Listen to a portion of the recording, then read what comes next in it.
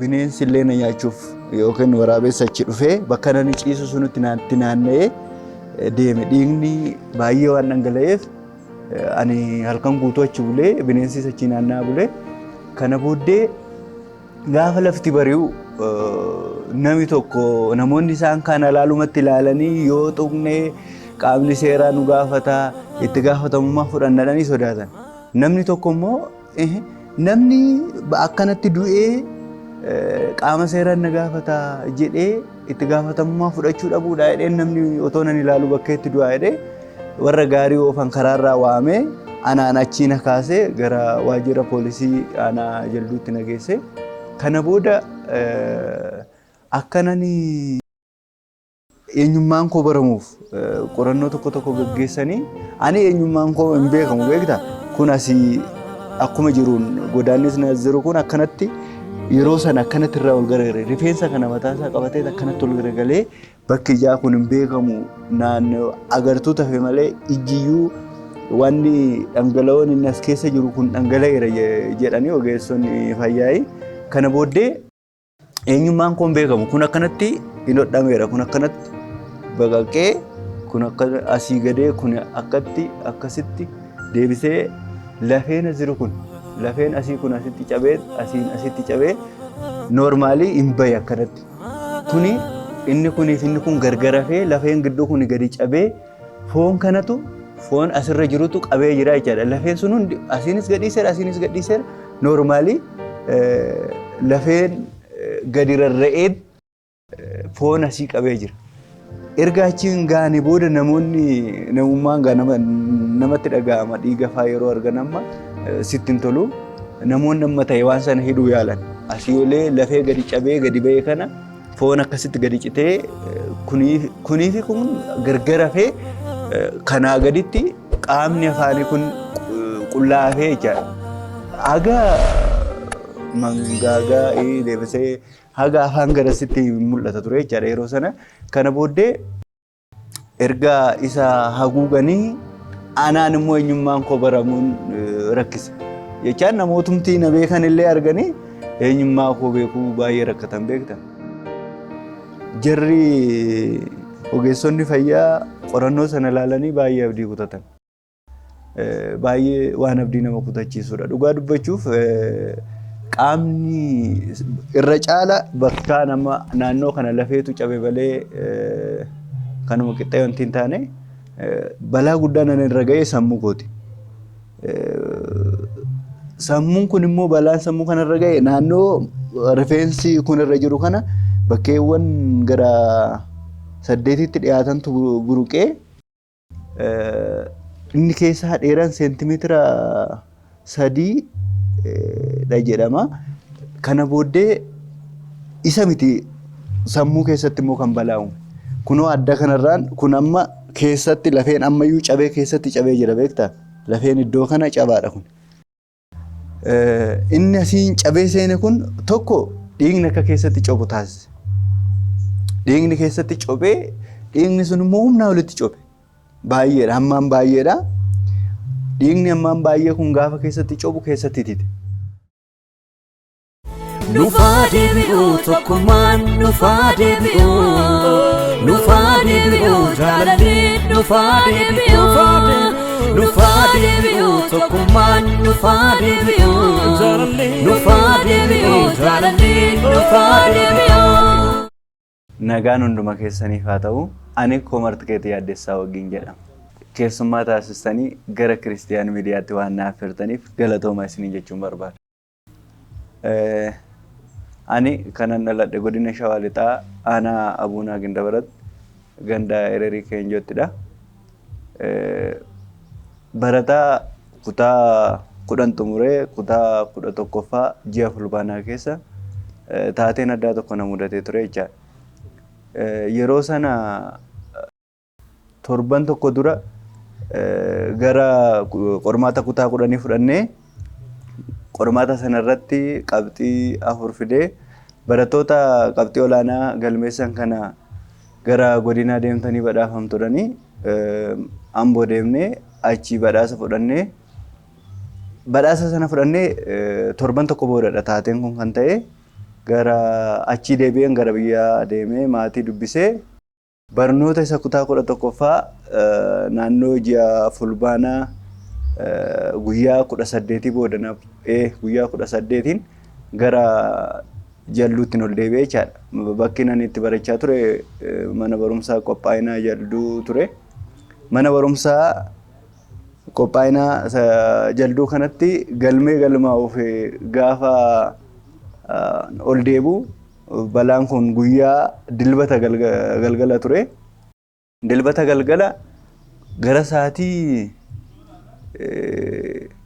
9 naannoo taraaraa jedhamutti baanee konkolaataa eegganne.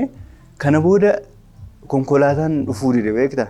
Konkolaataan dhufuu didee konkolaataa fe'isaa tokko gara sa'aatii 12 ta'a achitti arganne duubarraa kaachisii ta'e abunaa ta'e achirraa dhufa.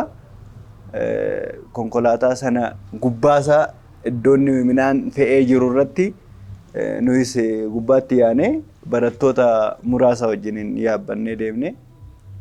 Barataan inni shukuteetti barataa ani immoo jalluutti baradha hiriyaa koo ture hundee qajeelaa jedhama. Yeroo konkolaataa sana gooru maaliif akka ta'e amma gaarraallee naaf hin galle. Taargaa konkolaataa sanaa qabatee nu faana yaabbate. Yaabbannee isaan shukuteetti nu biraa bu'anii yeroo jaldu geenyu naannoo sa'aatii 2 darbeera. Yeroo jaldu geenyu naannoo sa'aatii 2 darbeera. Kana booda bakka nani ijoolleen hoteela Cobii kan jedhu tokko ture. Hoteela Cobii sana biratti barattoonni hunduu bu'anii ani kophaa koo mana barumsaa qophaa'inaa jalduu yeroo sana fuuldura tangala beektaa. Ana qofaatu konkolaataa sana irratti hafe. Ani qofaan konkolaataa sana irratti hafe barattoonni isaan kaan achitti erga bu'anii booda ani konkolaataa sana gubbaasaa irratti hafeen deebe. Gaafa achi ga'u nabuusaa jedhaanii isaan callisanii deemsa isaanii itti fufan. Isaan callisanii deemsa isaanii itti fufanii achiyyuu darbee magaalaa keessaa ol ba'ee naannoo Cillaanqoo yeroo jedhamu yeroo hin ga'u balaan sun uumame jechaadha. Balaan uumame kuni ergan balaa hospitaala seenee yeroo dheeraa ture balaa waan taatee yeroo sanaa yeroo yaadadhu amma achitti yeroo uumamu ani amma nabuusaa hidhee iyyaa waan hin tureef namni achirra gargaaraa konkolaatichaa naannoo kana waan rukute na fakkaata. Kana booddee taatee achitti ta'e uumaa hin beeku. Ani achumaan bulee deebisee illee namoonni akka jedhanitti bineensi illee na nyaachuuf yookiin waraabessa achi dhufee bakka nani ciisu sunitti naanna'ee deeme. Dhiigni baay'ee waan dhangala'eef ani halkan guutuu achi bulee bineensis achi naanna'aa bulee. Kana booddee gaafa lafti bari'u namni tokko namoonni isaan kaan alaalumatti ilaalanii yoo tuqnee qaamni seeraa nu gaafata itti gaafatamummaa fudhannadhanii sodaatan. Namni tokko immoo namni akkanatti du'ee qaama seeraan na gaafata jedhee itti gaafatamummaa fudhachuu dhabuudha jedhee namni otoo nan ilaalu bakka itti du'aa jedhee warra gaarii oofan karaarraa waamee anaan achiin kaasee gara waajjira poolisii aanaa jalduutti na geesse. Kana booda akkanani eenyummaan koo baramuuf qorannoo tokko gaggeessanii ani eenyummaan koo hin beekamu beektaa. Kun asii akkuma jiruun godaannis na jiru kun akkanatti yeroo sana akkanatti irraa ol garagalee rifeensa kana mataasaa qabatee akkanatti ol garagalee bakki ijaa kun hin beekamu naannoo agartuu tafe malee ijjiyyuu wanni dhangala'oon inni as keessa jiru kun dhangala'eera jedhanii ogeessonni fayyaa. Kana booddee eenyummaan koo hin beekamu kun akkanatti hin hodhameera kun akkanatti baqaqee kun akka asii gadee kun akkatti akkasitti deebisee lafeen jiru kun lafeen asii kun asitti cabee asiin asitti cabee normaalii hin baye akkanatti. Kuni inni kuniif inni kun gargarafee lafeen gidduu kun gadi cabee foon kanatu foon asirra jirutu qabee jira jechaadha. Lafeen sun hundi asiinis gadhiiseera normaalii lafeen gadi rarra'ee foon asii qabee jira. erga achiin gaanii booda namummaan namatti dhaga'ama dhiiga fa'aa yeroo argan amma sitti hin tolu namoonni amma ta'e waan sana hidhuu yaalan asii olee lafee gadi cabee gadi ba'ee kana foon akkasitti gadi citee kunii fi kun gargar hafee kanaa gaditti qaamni afaanii kun qullaafee jechaadha. Haga mangaagaa deebisee haga afaan garasitti mul'ata ture jechaadha yeroo sana. Kana booddee erga isa haguuganii anaan immoo eenyummaan koo baramuun rakkise. Jechaan namootumtii na beekan illee arganii eenyummaa koo beekuu baay'ee rakkatan beekta. Kana booddee kophee wayiitu ture. Kophee sana qofaatu kaawwataa ture. Kophee kana mucaa sana kaawwataa jira ture. Kanaafiyyuu isa ta'uu danda'a jedhanii hirphaa kan jedhamu mana suuraa qabaachi nama baay'ee walitti dhufnudha. Gazaanyi kan jedhamu obboleessi isaas hin ture. Oduun kun isaan bira ga'ee battaluma kana isaan dhufanii ana ta'uu koo erga baranii booda waajjira poolisiitiin na fuudhanii kallattiin buufata fayyaa na geessanii buufanni fayyaa miidhamni anarra ga'e sun baay'ee ulfaataa waan ta'eef jechaan lubbuun na hambisuufu baay'ee waan hin yaadamne waan ta'eef battala sanatti gara hospitaala Qulqulluu Phaawulositti akka barreeffamu reeferii taasisanii reeferii kana erga barreessanii booda ambulaansiin ajajamee namoota sana wajjiniin battala gara hospitaala Qulqulluu Phaawulos kana dhufne jechaadha.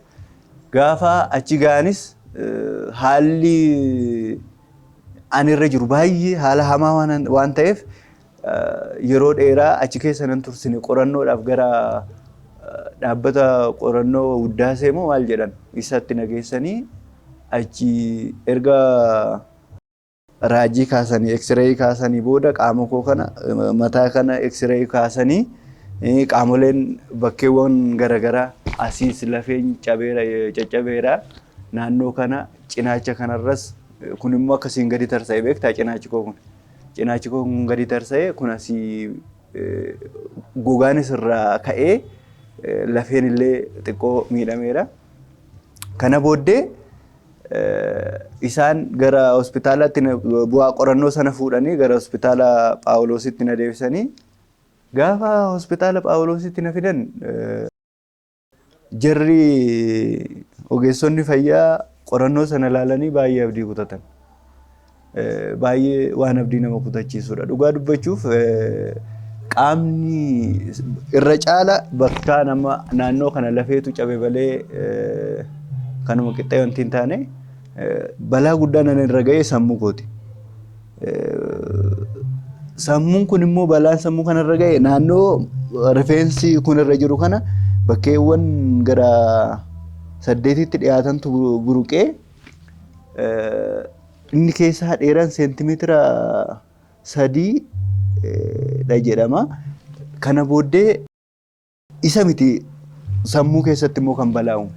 Kunoo adda kanarraan kun amma keessatti lafeen ammayyuu cabee keessatti cabee jira beektaa? Lafeen iddoo kana cabaadha kun.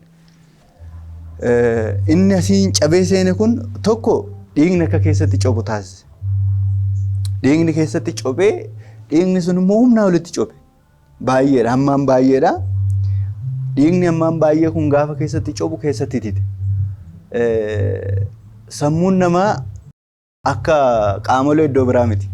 Amma funyaan afaanii kaasee haga qaamni gara bubbuu jiruutti normal flora warri jedhaman ni jiran.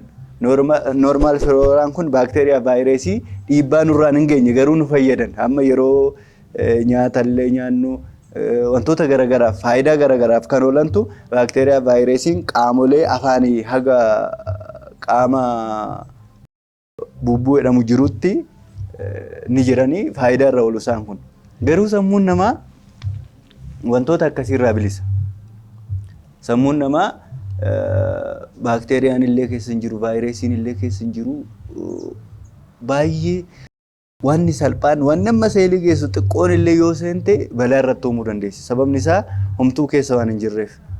Qaama kana keessatti cabni lafee kun immoo gaafa cabu tokko dhiiga keessatti akka cabu ta'ee Inni lammaffaan sammuu keessatti infekshiniin akka uumamu godhe. Jechaan qaamni sammuu homtuu keessa hin jirre neuroonotaaf narboota ajaja qaamolee biraaf dabarsan irraan ala wanti biraa kan keessa hin jirre kanatu tokko infekshiniin amma akkuma isin jedhe vaayirasii baakteeriyaan qaamota biraa keessa turan warri dhiibbaa hin geessisne kan jiran sun achi keessa kan hin jirre baakteeriyaa vaayirasiin miidhaa uumuu danda'an infekshiniidhaan seenuu danda'anii jechuudha. Kana booddee gaafa bu'aa yaalaa sanarra dhaabatanii waan tokko miiruma akkanan hin miidhamneef waan isaan haasa'aa turan ogeessonni fayyaa bakka waan abdii si kutachiisudha. Dhugaa dubbachuuf maatiin namoonni yeroo sana maatiin hiriyoonni barsiisonni haa ta'u barattoonni wal beeknu baay'een anaaf abdii kutataniiru. Jechaan aga waan achi manni yaalaa jedhu sana ogeessonni yaalaa jedhan sana dhagahanii namoonni baay'een abdii kutataniiru.